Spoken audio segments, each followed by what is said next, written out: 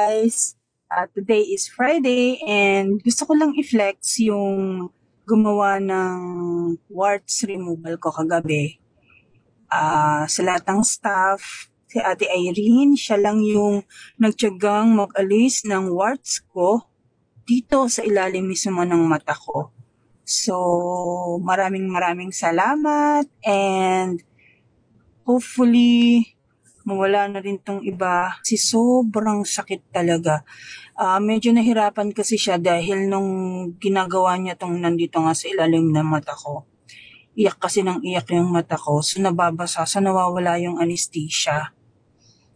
So kudos sa iyo Ate Irene and see you soon sa follow-up. At sana hindi na siya ganun kasakit, no?